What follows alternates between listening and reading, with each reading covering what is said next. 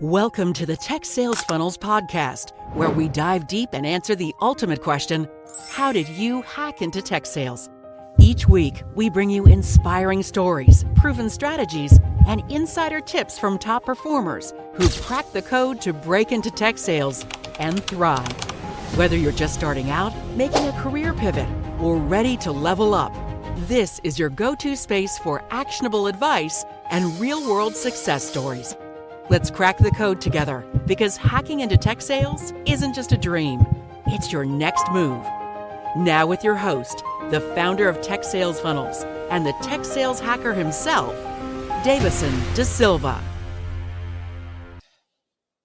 Welcome again to the Tech Sales Funnels podcast. This is Dayvisson DaSilva, the tech sales hacker, your host. And today I have someone special that I met probably, I don't know, I'd say maybe a year ago. As soon as I saw her LinkedIn profile, I was like, I have to connect with her. She's up to something. What she's teaching here is amazing. And her name is Alice Egan. Welcome, Alice. How are you today? Thank you. I'm doing very well. I'm thrilled to be here. So thank you. Awesome. And you speaking out of, where are you based again? Yeah, so I am American. I'm originally from New York, but I live in Berlin, Germany. So coming to you today from... Guten Morgen. Dankeschön. Ja, mein Deutsch ist aber nicht so gut. No, that's all. Yeah, that's it. I'll stop. I can't go any further. So my first manager, he was Brazilian, but also he was German, and every time he would get mad, he would swear in German.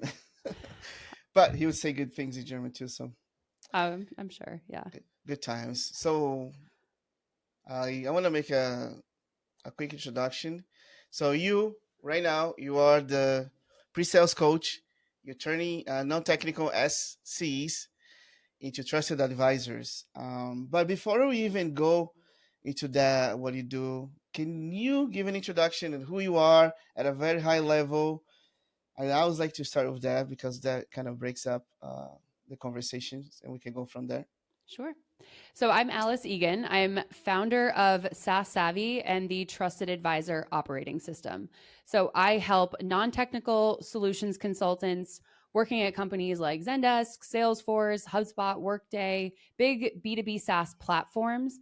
I help them up-level their technical fluency and improve the art of pre-sales and sales. And I do this through a course that I've built based on my own experience, going from a French and linguistics major to a senior pre-sales solutions consultant at Zendesk, selling to SF unicorns and UK fintechs, really cloud native, highly technical environments. And so I've taken everything that I learned along the way, and I've put it in this course so that people have the technical foundations they need to have conversations as a trusted advisor selling technology, and also have a space to learn alongside other SCs and with me on up-leveling in the pre-sales profession, because these things go hand in hand. So I am really what I like to call LinkedIn's first technical sales coach. And yes, you are. Yeah. I think you are seeing, like, we had a conversation before. I don't see anybody doing what you're doing. And I resonate a lot because when I first started in tech, your message, I would be like your number one, kind of a perfect ideal ICP, right? So tell us a little bit more, though, about your experience. When you first got into tech, like you said, you learned a lot and you said you're giving back now with all those learnings. How was your very, very first? How did you break into tech sales? What was your first experience in tech sales? So I grew up in New York, like on the East Coast, not dialed into tech at all. I mean, I used Facebook, but it was just such a different world 20 years ago, you know? So I studied French and linguistics in college. I lived abroad for several years. I just wanted to live abroad. I wanted to speak different languages, experience the world. Eventually, I ran out of money and visas. So I had to come back to the US, and I started talking to people. I was like, oh, maybe I'll move to LA. But I talked to a friend in LA, and he was like, this was early 2015. And he was like, if you don't have a car, it's going to be very difficult for you. Also, have you thought about going to San Francisco? Because there's this big tech industry there. You don't need a car. And there's just like tons of opportunity. And so I ended up buying a one-way ticket to San Francisco. My dad's best friend from college let me stay at his house. Thank you, Bill and Nancy.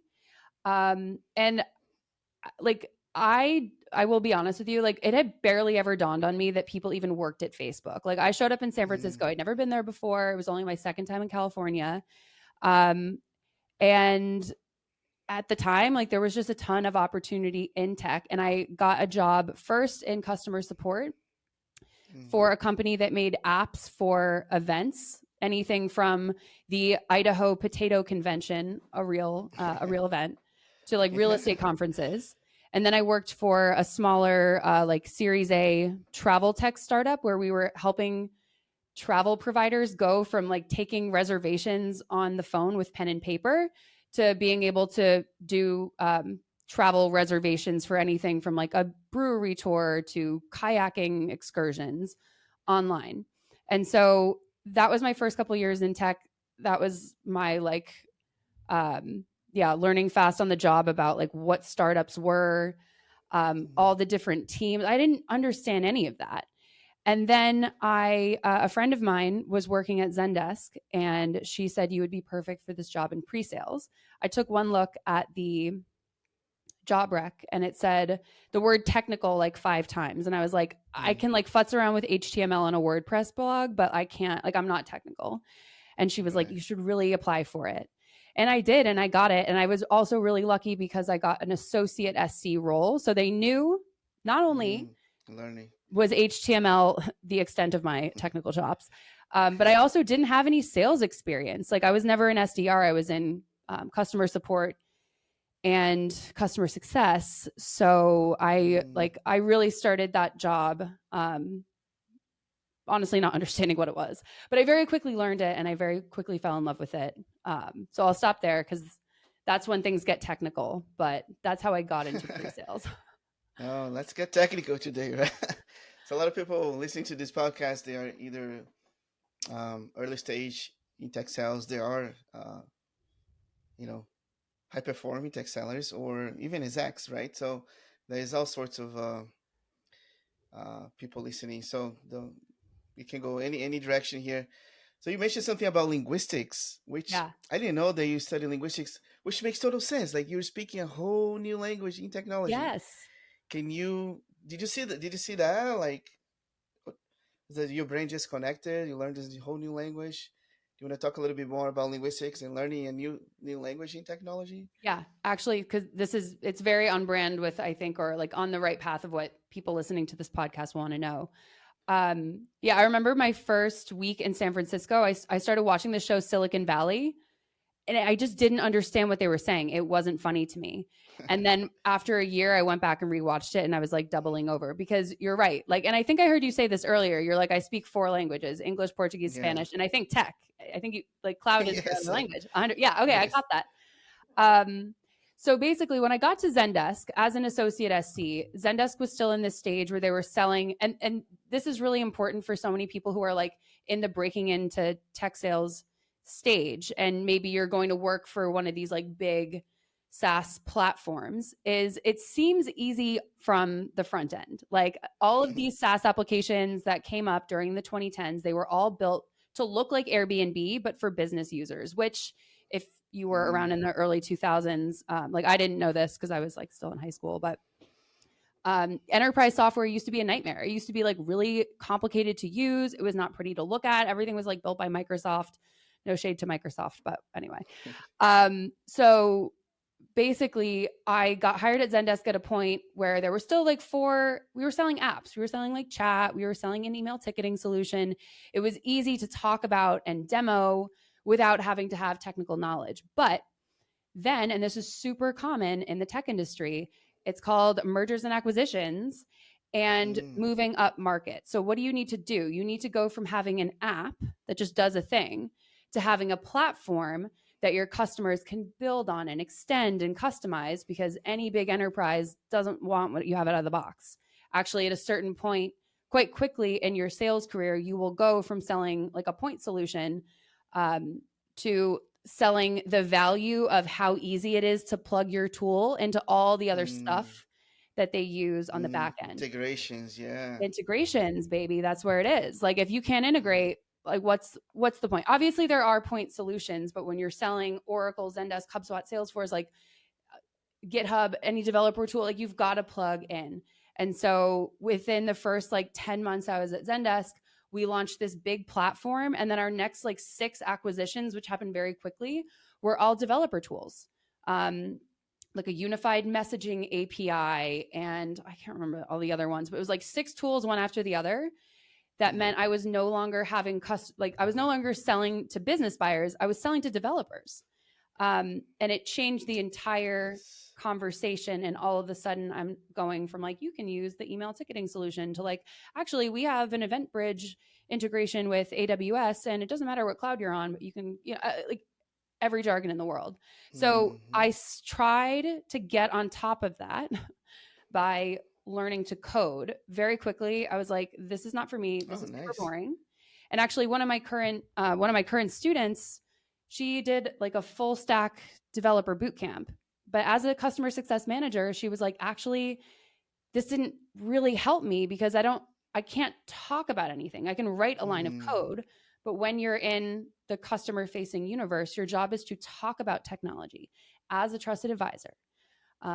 Consult with people, tell them your insights, opinions. You have to be able to talk about it. So I said, okay, I studied linguistics. I've learned French. I've learned Spanish. How did I do that? Well, I got historical context to these countries. I learned vocabulary words. I learned some grammar. I learned how to say things. And then what do? You get to go into the streets and practice speaking with native speakers. And like, that's the same approach that I took to building technical fluency in tech, was like learning about the tech industry, which gives you all this context and kind of starts sprinkling in all these technical terms and concepts. So you don't just like hear them in a vacuum, because that's very intimidating. So then you have your context that gives you concepts. And then now that you understand these things, you can actually be credible and start providing commentary and being more than just like, I'm a rep for this company. And like, hey, here's what's going on in the CRM world. And also what's going on in the cloud and data center world that's going to impact your overall business. So it really allows you to elevate the conversation, which is what you get told to do every single day, but they only give you product training. Yeah, I love that. I love your background. It makes total sense now. Yeah. You teach languages. Like, I mean, because it makes total sense. So have things changed since, like, let's say when you started learning the technology and doing tech sales? Do you think things have changed in this past like months just because of this whole AI and how people are learning and all that kind of stuff, or is it the same? From what I am hearing from my students and people who come to like my master classes and my live workshops, is that like there's a lot of pressure. There's a lot of pressure to like, now all these SaaS companies have, if not like entirely pivoted, they've in the last 3 years invested in AI powered features and functionality. Like I think there's your AI native tools, and then your big like Salesforce with Agentforce, like Zendesk is just like an AI agent company now. So I think SCs and AEs are definitely adjusting to everything from changes in pricing, because we're going from a per seat license model to outcomes, all tied back to compute. And we are going to a place where like my students are doing lots of like proof of concepts, like proof of value, like how can you prove that these agents are going to work and provide the ROI? So I think it's definitely changing the sales cycle. And what I understand from the people I talk to is unfortunately, it's like there's still this lack of baseline understanding. Like someone DM'd me recently and they were like, the next company I work for, I really want them to have AI native source code. And I was like, not about the source code,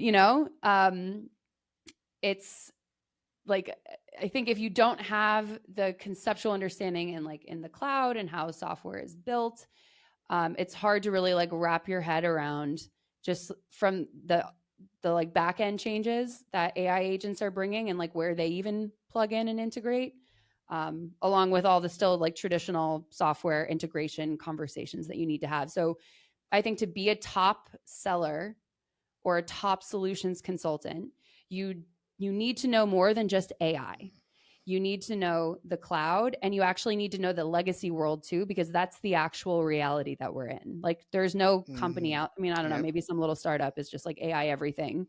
But when you are selling to mid-market, commercial, and definitely into the enterprise, your conversations are going to span back-end enterprise tech stacks that actually span the full gamut. And you want to be able to speak the language and show up as a thought leader across all of them. Yeah, 100% right. And I think like AI is just like the tip of the iceberg, right? People can see the solutions, the AI solutions, but then you have all the whole iceberg.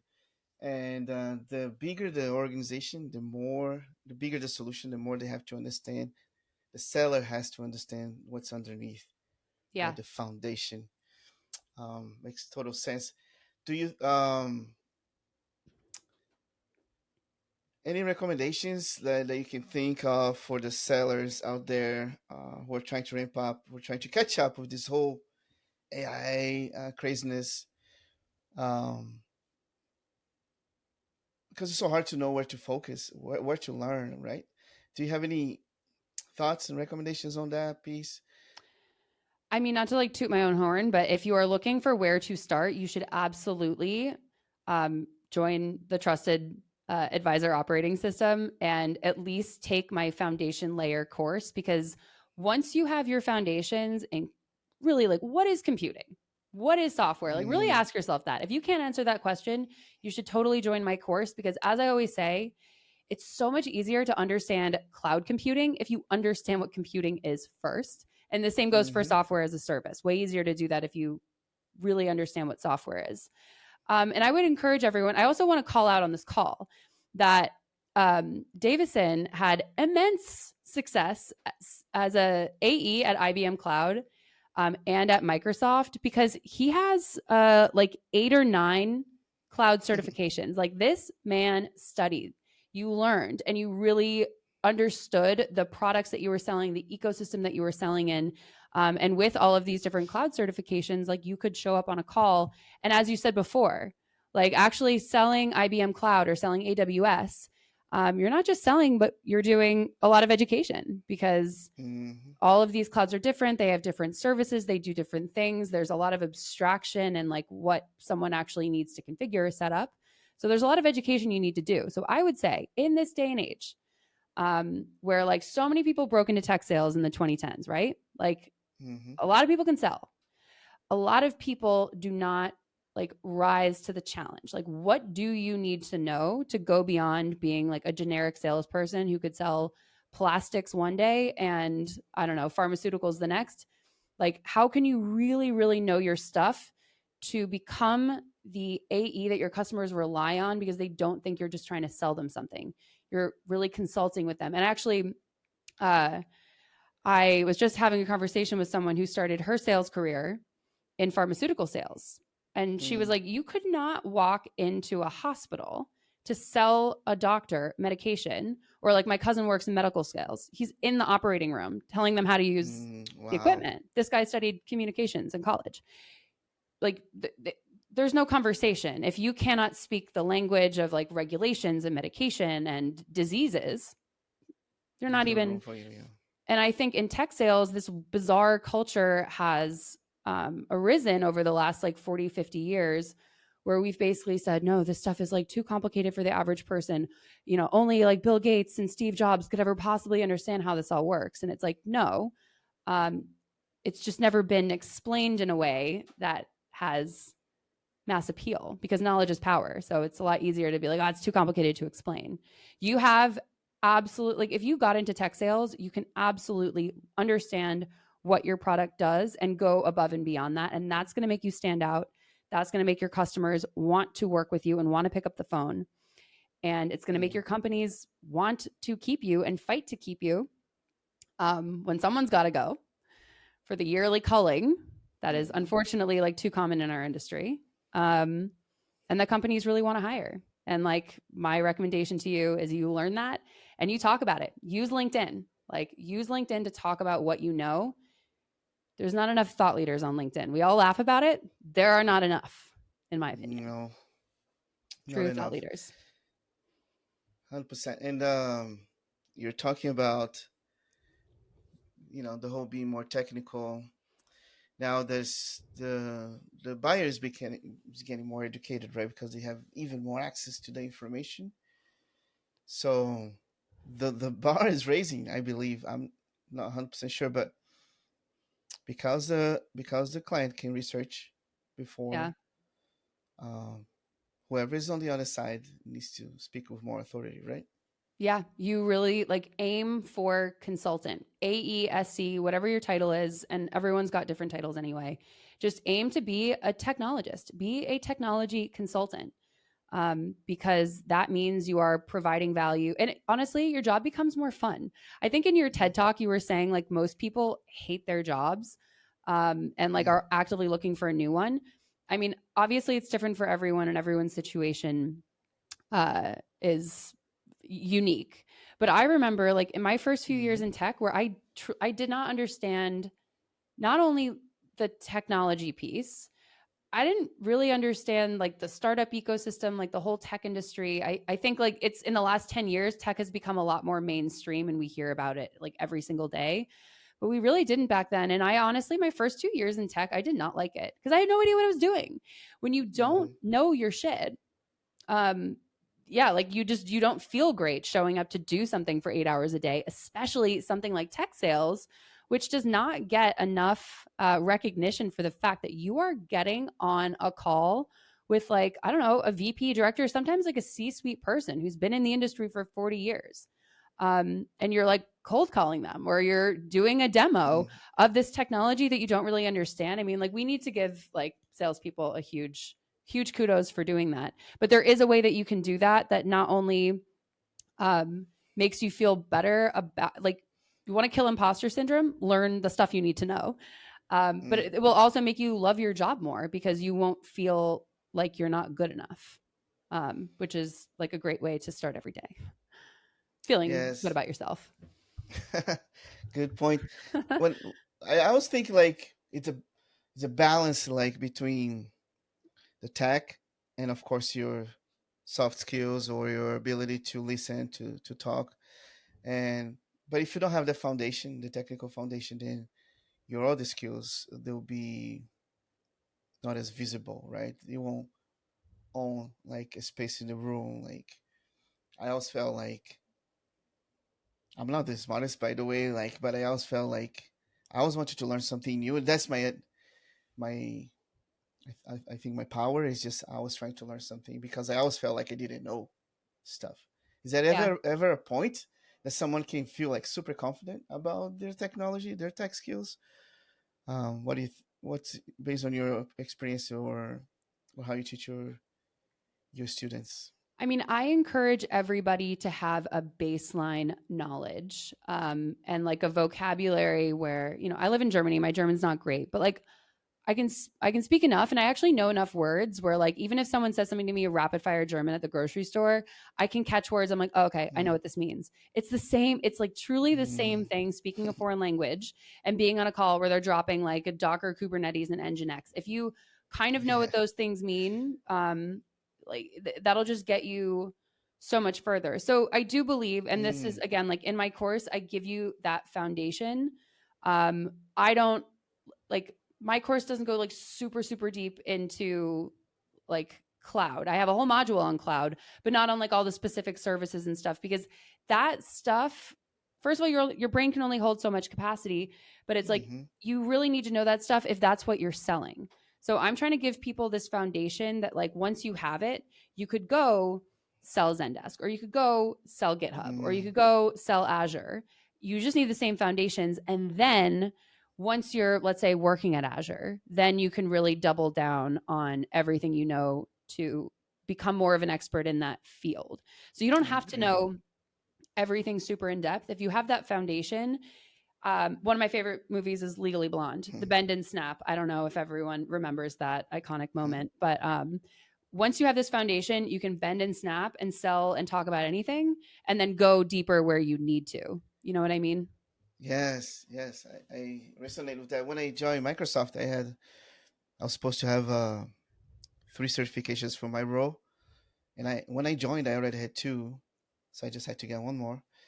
Careful. But then I got 6 more. I got all the 9 foundational Microsoft certifications because I would jump on calls, and in order to understand, sometimes they wouldn't be asked about my solution, but I understood. Okay, so and so can help you. So and so can help you because I knew where to direct the conversation because I had that basic knowledge. I wasn't an architect in Microsoft in Azure, but I knew what an architect does and what kind of conversations they have.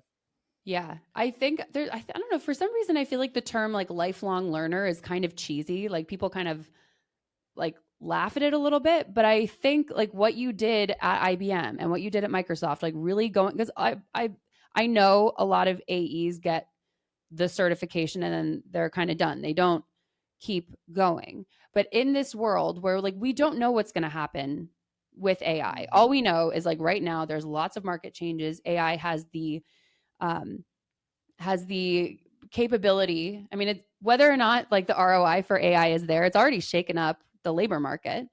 And I don't think anything is really certain. Like I think COVID started the age of uncertainty. We're still living in it. So I would, if you've been resistant to this, what I would recommend is really start leaning into your curiosity and start just like accepting into yourself a world where you're gonna keep leveling up and you're gonna keep learning new things. I think the age of like, I got this degree and now I do this thing and I do it for 30 years, Mm.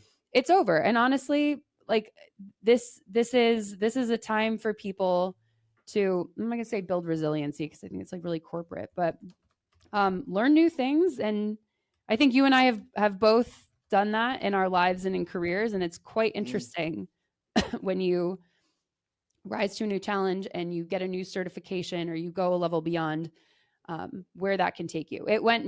It took me from working at like Series A startups in San Francisco and hostessing and catering on the side just to pay my bills.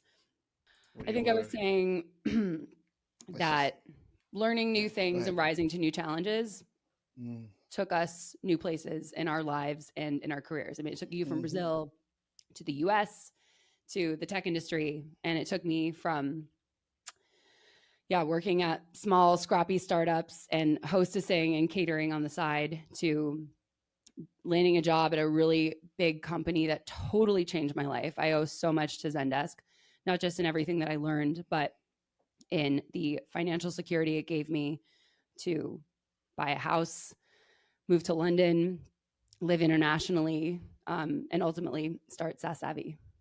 Mm. Yeah, I think it's hard to compare anything else with tech sales unless you're like a doctor or an attorney, a big successful, the careers like tech sales. It gives a lot of opportunities, but you have to be willing to always be learning, always growing. Can we ever in tech sales? Tech sales is a hard profession. There's a lot of ups and downs. Do you think there's a way to bulletproof ourselves, with those layoffs, and how can we guarantee that we can always have a space or a job? Is that something that you think like I was ramping up the skills and knowledge can help? What's your thoughts on that? I think it's part, sorry, I think it's part skills and knowledge. And oh my God. Davison, what happened? Did It's my voice okay. just go again? It's okay. I will We'll say, put I'll keep it short. some blurb videos at the end. Yeah, you're gonna have the blooper. Um, I would say it's part skills and knowledge, but it's also building your brand. If you don't want to use the term personal brand, that's fine. Not everyone needs a personal brand, but in this day and age, I truly do believe that you should have a professional brand. Use LinkedIn Yes, it's cheesy.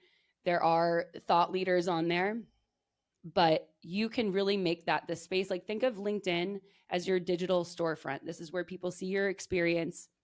They get to read your story, your career story, see your transferable skills in the story of your CV on your profile, and then start posting about, if you want to work in tech sales, start posting about tech sales.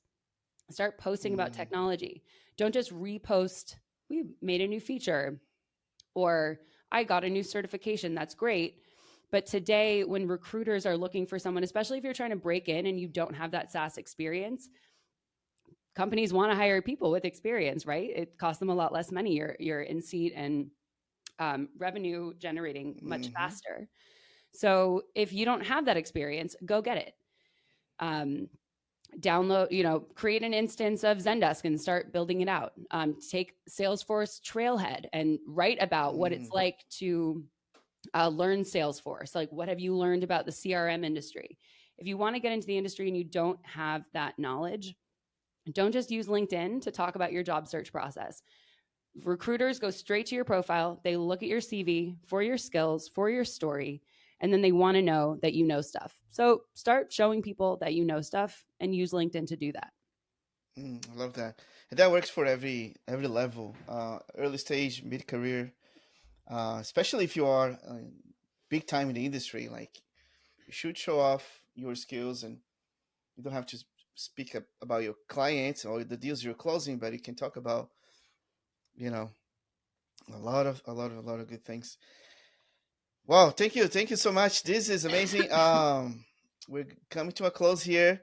Now, what you do is super relatable to what I do, helping people get unstuck, get better jobs, and by learning, I was learning, which is what you're teaching and what you're promoting. It's also super important. So let's find a way to cross collaborate, for sure, moving forward, right? Definitely. Thank you so much for having me on this podcast and for dealing with my voice live on recording, and for everyone else at home. It's been a long week, so thank you. Thank you so much, Alice. And we should do a part 2 sometime. Definitely. Okay. Thank you. Thank you. Thanks for tuning in to the Tech Sales Funnels podcast, where we crack the code and uncover the strategies to break into tech sales. If you found value in today's episode, don't forget to subscribe, leave a review, and share it with someone who's ready to hack their way into this exciting career. Remember, hacking into tech sales isn't just a goal, it's a mission. Let's keep hacking, learning, and winning together. Catch you next time.